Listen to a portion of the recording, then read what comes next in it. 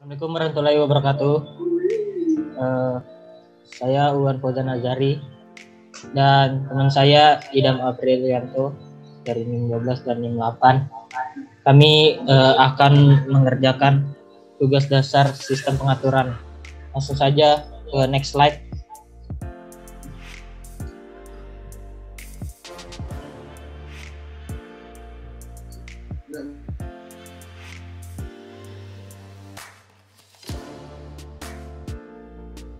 Ya, ini adalah soal yang akan kita kerjakan terlebih dahulu.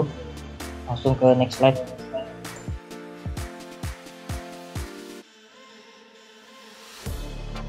Jadi soal yang pertama, mana yang lebih baik, open loop atau closed loop?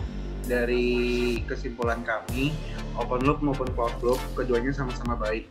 Stabilitas adalah masalah utama dalam sistem kontrol closed loop yang mungkin cenderung mengoreksi kesalahan secara berlebihan, dan dengan demikian dapat menyebabkan osilasi amplitudo yang konstan dan atau berubah. Harus ditekankan bahwa untuk sistem di mana input diketahui sebelumnya dan di mana tidak ada gangguan, disarankan untuk menggunakan kontrol open loop. Sistem kontrol closed loop umumnya lebih tinggi dalam biaya dan daya. Untuk mengurangi daya yang dibutuhkan sistem, kontrol open loop dapat digunakan jika memungkinkan. Ya, kemudian untuk keuntungan utama dari sistem kendali open loop yaitu yang pertama konstruksi sederhana dan kemudahan perawatannya. Kemudian harganya yang lebih murah daripada sistem atau closed loop yang sesuai. Kemudian tidak ada masalah stabilitas dan nyaman ketika keluaran sulit untuk diukur atau mengukur keluaran dengan tepat secara ekonomis. Untuk kerugian utamanya dari open loop yaitu gangguan dan perubahan kalibrasi menyebabkan kesalahan dan hasilnya mungkin berbeda dari yang diinginkan. Yang kedua, untuk menjaga kualitas output yang diperlukan, kalibrasi ulang perlu dilakukan dari waktu ke waktu. Kemudian next slide untuk soal selanjutnya.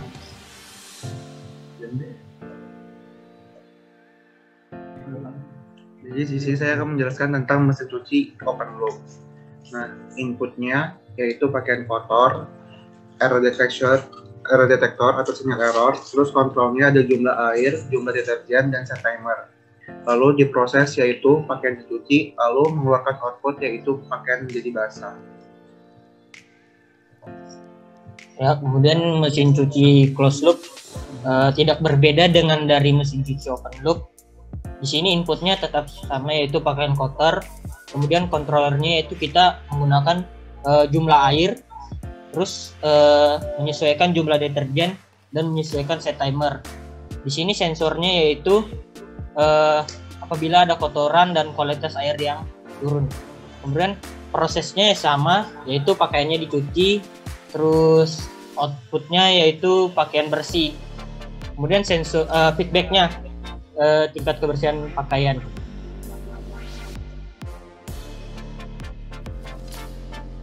Lalu selanjutnya ada pengatur suhu ruangan yaitu open loop. Inputnya suhu yang diinginkan, ada error detektor, kontrolnya pengatur tinggi suhu. Lalu ada error detektornya yang bisa terjadi yaitu korsleting. Prosesnya operasi pendinginan ruangan. Lalu ada kemungkinan error detektor juga yaitu udara panas dari luar. Outputnya adalah suhu ruangan yang diinginkan.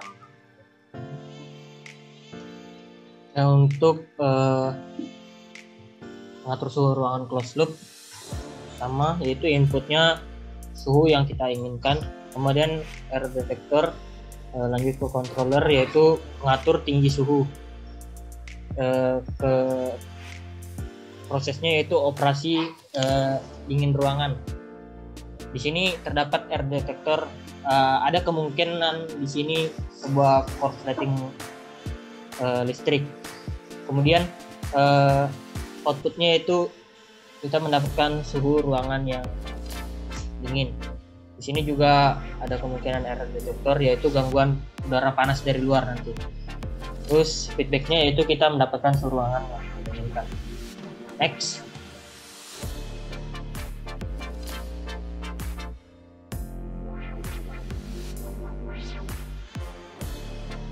Ya, lanjut orang menunjuk benda.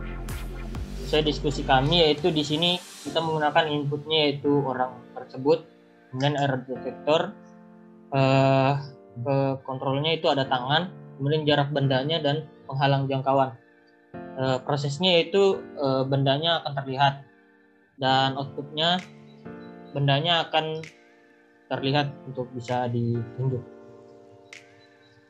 Next. Lalu selanjutnya ada orang mengendarai mobil. Inputnya ada pengemudi, error detector ada sinyal errornya, kontrolnya ada kaki, lalu ada pedal gas. Prosesnya yaitu mobil bergerak. Lalu di situ ada error detector yaitu arah jalan. Outputnya adalah mobil berjalan. Sensornya atau feedbacknya yaitu speedometer.